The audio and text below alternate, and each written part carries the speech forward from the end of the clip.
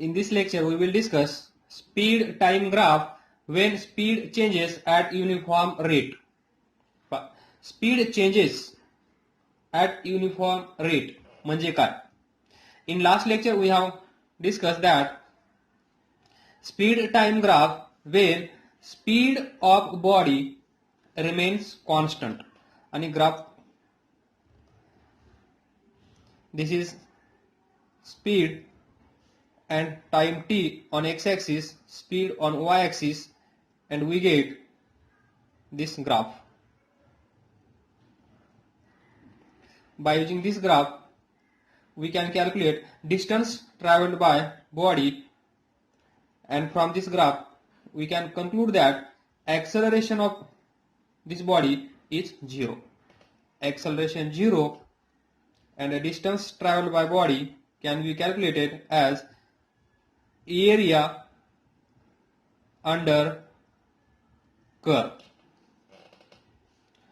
In this lecture, see speed time graph when speed of the body changes uniformly. म्हणजे काय? Body आहे, त्या बॉडीचा स्पीड समजा एका सेकंदामध्ये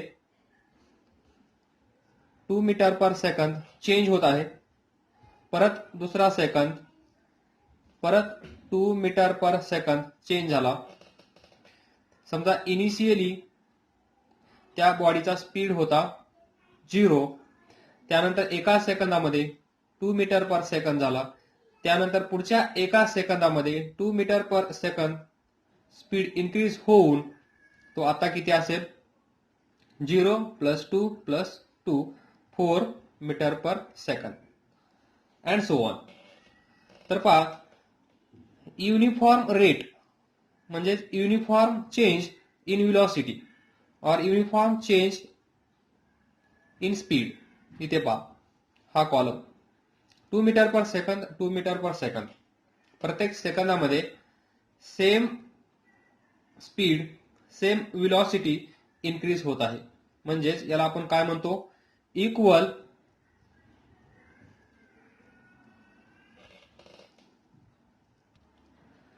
equal amount of velocity or speed in equal interval of time. Equal amount of velocity or speed changes in equal interval of time. त्याला म्हणतो आपण uniform rate or uniform change in speed. तर पहा, यावरून आपण काय लिहू शकतो? Speed time graph for uniformly changing speed or uniform acceleration will be straight line. इथून पहा, हे काय आहे? स्पीड. इथे काय आहे? टाइम. तर पहा, from this we can write V is directly proportional to T. Speed of body directly proportional to T.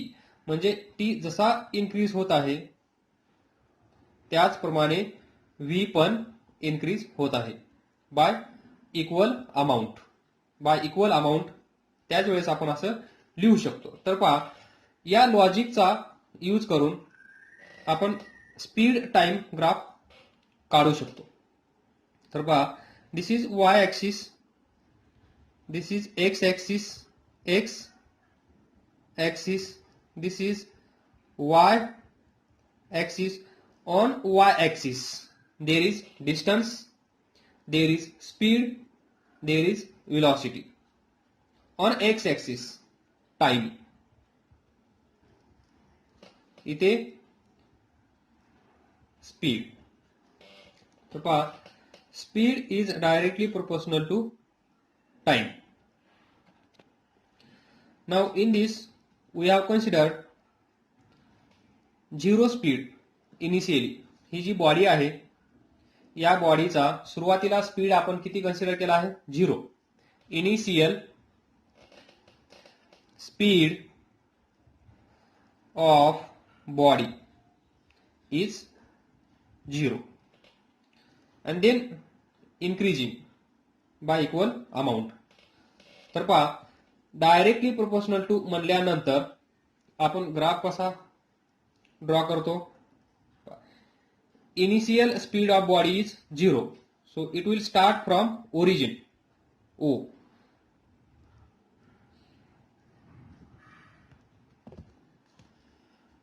हाच ग्राफ आपण पाठीमागे पाहिला, distance time graph. Distance time graph त्यावेळेस इथे आहे स्पीड टाइम ग्राफ. तर पहा त्यावेळेस इथे होतं डिस्टन्स, आता इथे आहे स्पीड. तर पहा युनिफॉर्म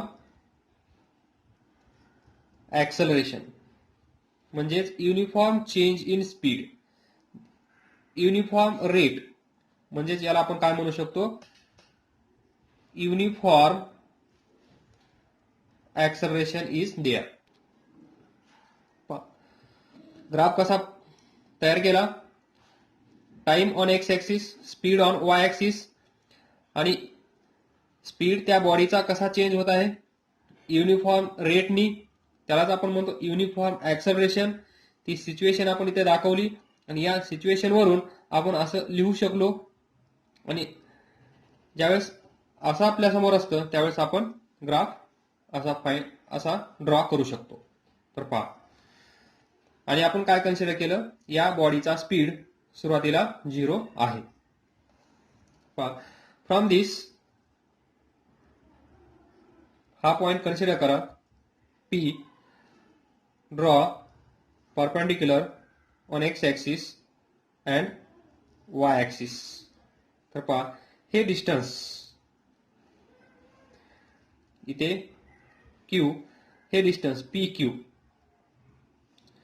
PQ म्हणजेच याला R म्हणा, RO.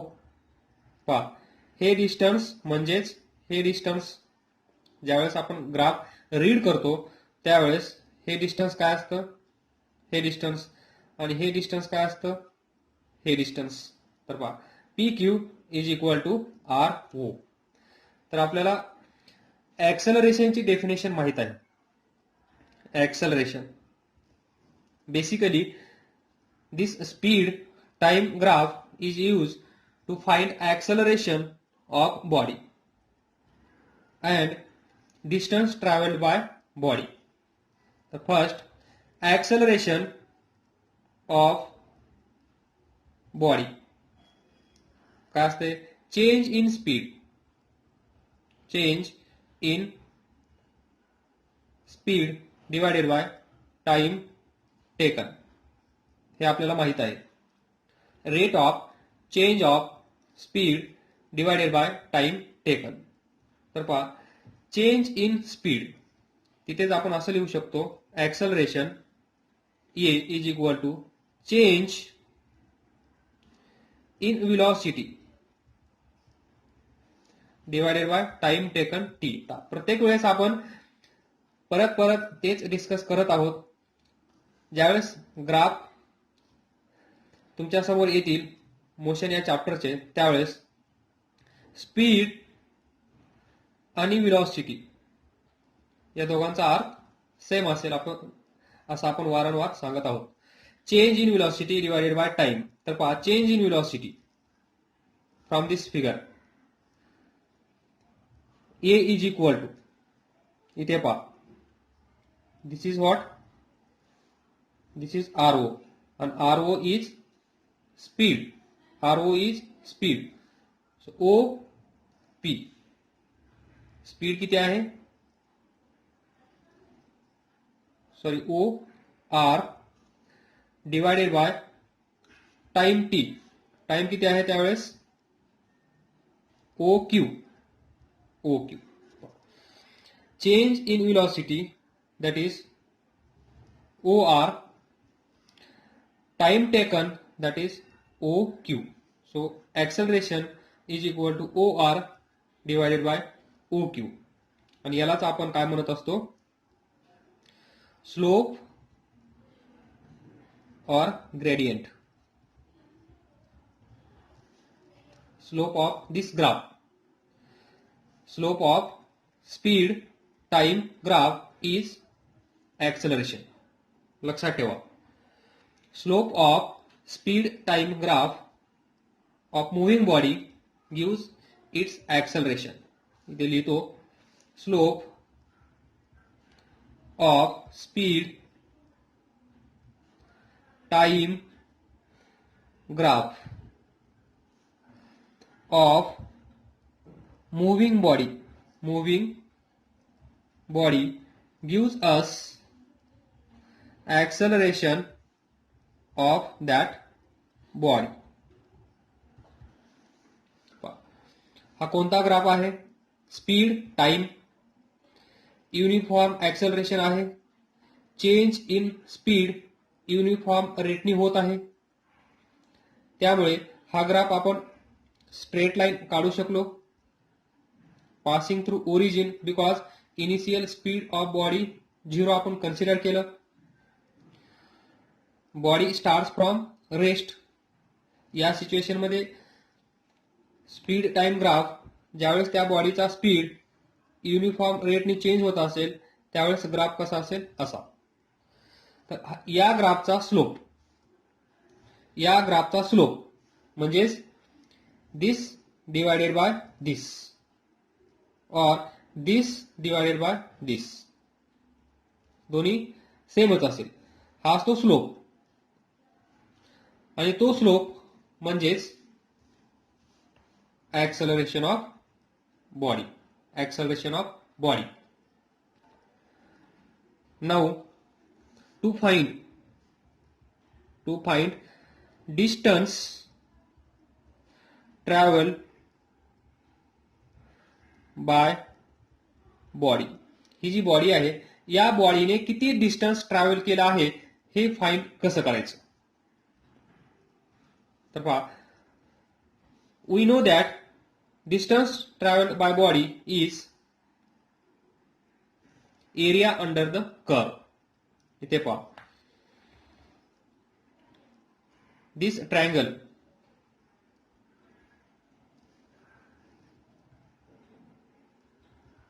distance traveled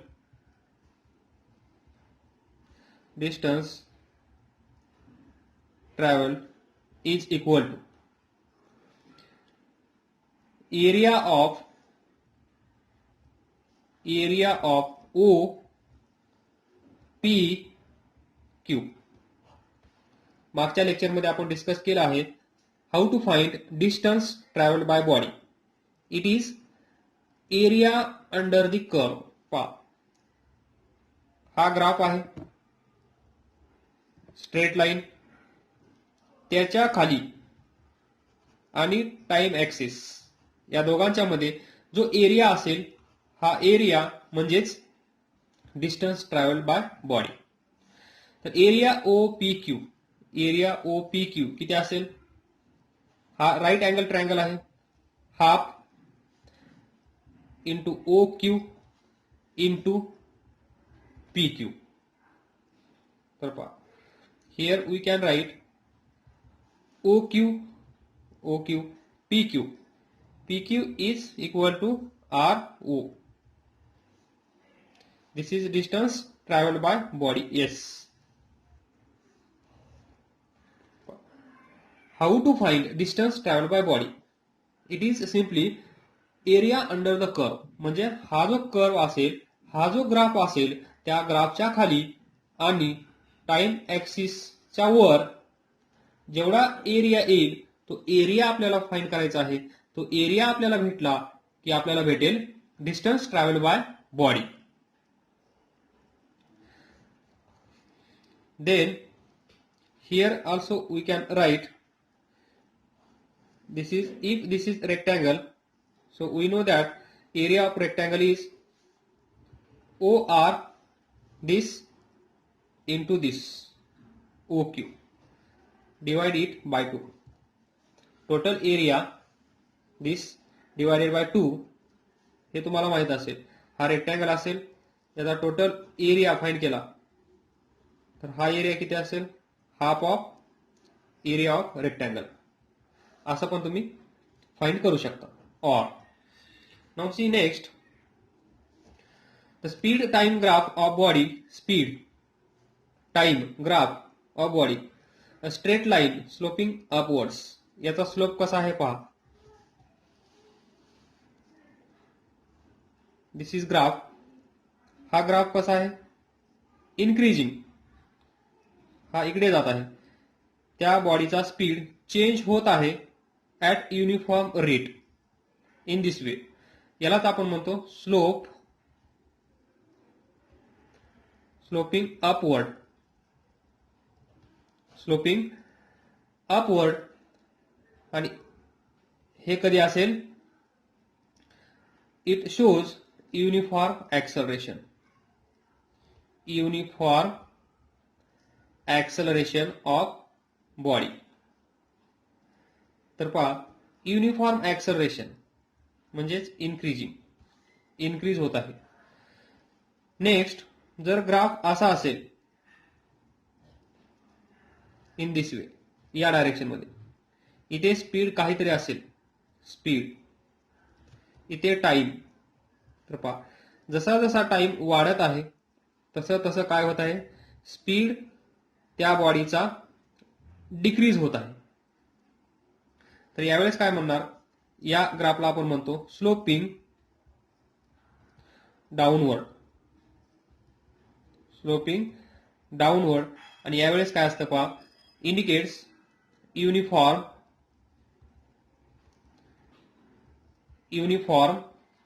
retardation. Retardation म्हणजेच काय, निगेटिव्ह ऍक्सलरेशन. इथे काय लिहू शकतो आपण, पॉझिटिव्ह ऍक्सलरेशन. म्हणजे या ग्राफचा स्लोप अपवर्ड असेल, असा इन्क्रीज होत जात असेल, इथे डिक्रीज होत असेल, तर इन्क्रीज म्हणजे स्लोपिंग अपवर्ड, डिक्रीज म्हणजे स्लोपिंग डाऊनवर्ड, आणि स्लोपिंग अपवर्ड म्हणजे uniform acceleration. Speed of body changes at uniform rate or speed of body increases at uniform rate. त्या बॉडीचा स्पीड वाढत आहे युनिफॉर्मली. इथे speed of body decreases uniformly, म्हणजेच negative acceleration. Speed uniformly increases म्हणजे positive acceleration. आणि हे सर्व येतं कशाच्या अंडर, युनिफॉर्म ऍक्सलरेशन. आणि युनिफॉर्म ऍक्सलरेशन तुम्हाला माहित आहे, एका सेकंदामध्ये 2 मीटर पर सेकंद, परत एका सेकंदामध्ये 2 मीटर पर सेकंद, परत एका सेकंदामध्ये 2 मीटर पर सेकंद. ही सिच्युएशन असेल, प्रत्येक सेकंदाला equal amount of speed change होत असेल, इन्क्रीज होत असेल, तर आपण काय म्हणतो, तिथे युनिफॉर्म ऍक्सलरेशन आहे. आणि युनिफॉर्म ऍक्सलरेशन दोन प्रकारचं, एक पॉझिटिव्ह ऍक्सलरेशन, एक निगेटिव्ह ऍक्सलरेशन. हा ग्राफ असेल तर पॉझिटिव्ह ऍक्सलरेशन, हा ग्राफ असेल तर निगेटिव्ह ऍक्सलरेशन. आणि निगेटिव्ह ऍक्सलरेशनलाच आपण म्हणतो रिटार्डेशन, आणि याला आपण म्हणतो ऍक्सलरेशन. सिम्पली व्हेकल ऍक्सलरेट होत असेल तर ऍक्सलरेशन, व्हेकलचा स्पीड कमी होत असेल तर retardation.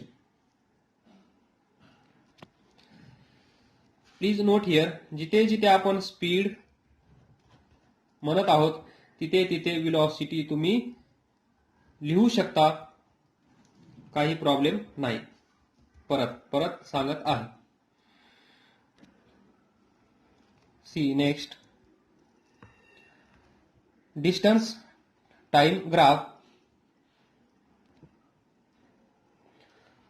For that body, the body having initial speed something, that is initial speed of body is not zero.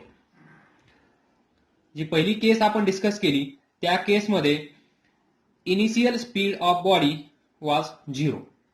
Now here initial speed of body is not 0. त्यावेळेस graph कसा येईल, तर पहा, ग्राफ सेमच असेल, चेंज काही नसेल. एक्स ऍक्सिस, वाय ऍक्सिस, इकडे काय असेल स्पीड, इकडे काय असेल टाइम. स्पीड, तर पहा इनिशियल स्पीड ऑफ बॉडी 0 म्हटल्यानंतर आपण इथून ग्राफ काढला असा. But here body has some speed initially. तर समजा त्या बॉडीकडे एवढा स्पीड आहे आपण असं कन्सिडर करूया, म्हणजे ती ओरिजिन मधून पास होणार नाही. पॉइंट बी इथे असेल.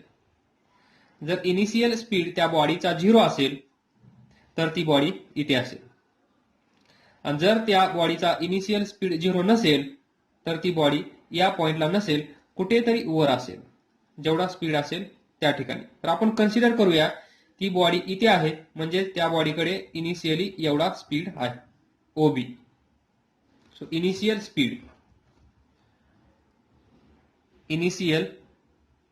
Speed of body is OB. तर पहा इथे ती बॉडी आहे, इथून मग काय होईल, स्ट्रेट लाईन. हा असेल graph, that is distance time graph for initial speed of body is not 0. पहा युनिफॉर्म रेट, पहा सर्व तेच असेल इथे. युनिफॉर्म रेट, पहा युनिफॉर्म ऍक्सलरेशन. त्या बॉडीकडे ऍक्सलरेशन कसा असेल, युनिफॉर्म ऍक्सलरेशन असेल, कारण स्पीड कसा चेंज होत आहे, ऍट युनिफॉर्म रेट. म्हणजे 1 second 2 metre per second, 1 second 2 metre per second, 1 second 2 metre per second. Uniform same amount of speed changes in equal interval of time. त्यावेळेस जे ऍक्सलरेशन असतं त्याला म्हणतो आपण uniform acceleration or speed changes at uniform rate. तर पहा from this graph how to find acceleration. Number 1, we know that acceleration is change in speed divided by time taken. या स्पीडच्या ठिकाणी तुम्ही वेलोसिटी लिहू शकता, नो प्रॉब्लेम. तर पहा change in speed, we know that acceleration, जर आपल्याला या ग्राफचं काढायचं असेल, या ग्राफवरून त्या बॉडीचं ऍक्सलरेशन आपल्याला फाइंड करायचं असेल, तर आपण काय फाइंड करतो, slope. So slope of distance time graph.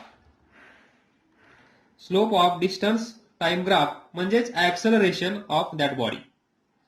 तर how to find slope of this graph. तर पहा इथे पॉइंट कन्सिडर करा, पॉइंट सी. इथून परपेंडिक्युलर ड्रॉ करा ऑन एक्स ऍक्सिस. या पॉइंटला नाव द्या ए. नाव सी. इथपर्यंत काहीतरी स्पीड आहे त्या बॉडीकडे. तर पहा इथून एक लाईन ड्रॉ करा, and this is slope of this graph.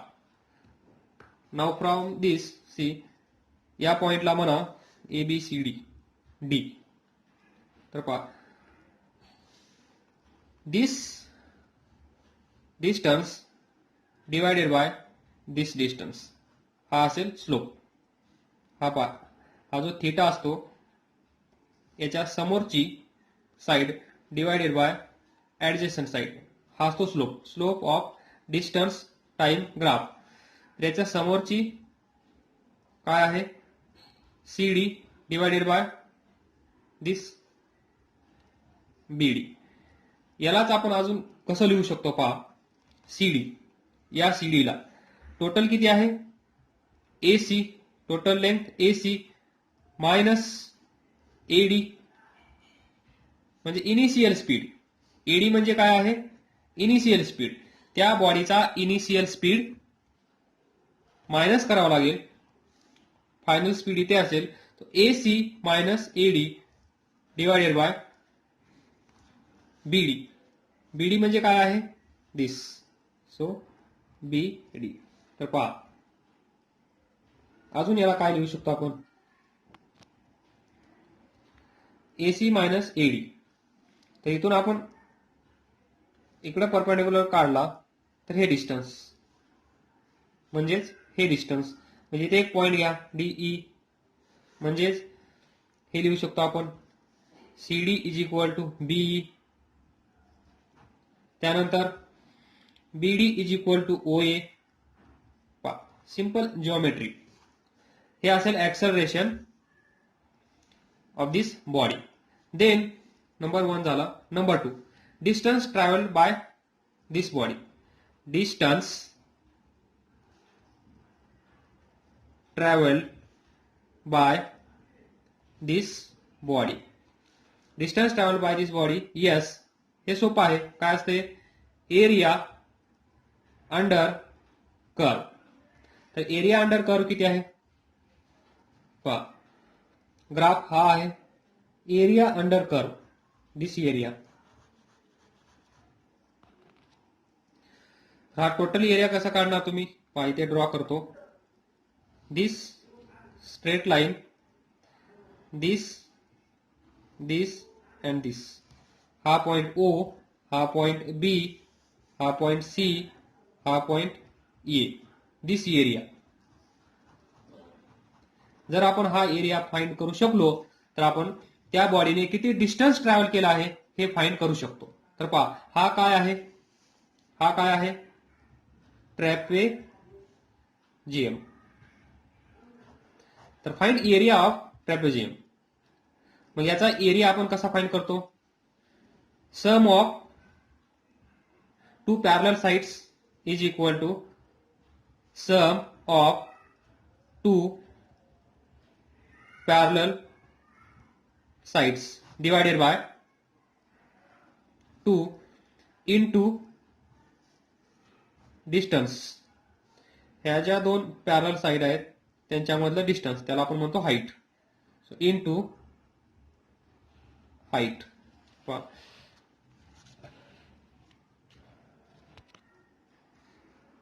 Distance travel by body S is equal to sum of two parallel sides, म्हणजेच OB प्लस याला पॅरलल कोण आहे? AC into height. Distance between these two parallel sides is suppose H. Then write down here H divided by 2. This is area of trapezium. म्हणजे हा area आपण find करू शकलो, याचा अर्थ या बॉडीने किती डिस्टन्स ट्रॅव्हल केला आहे हे आपण फाइंड करू शकतो और सांगू शकतो. This is distance travelled by body. पहा, third case, speed time graph when body has non-uniform acceleration. That is, speed changes at non-uniform rate. Speed कसा चेंज होता है? Non uniform rate. 1 second 2 meter per second, then 1 second 7 meter per second, then 1 second 13 meter per second. C. Unequal amount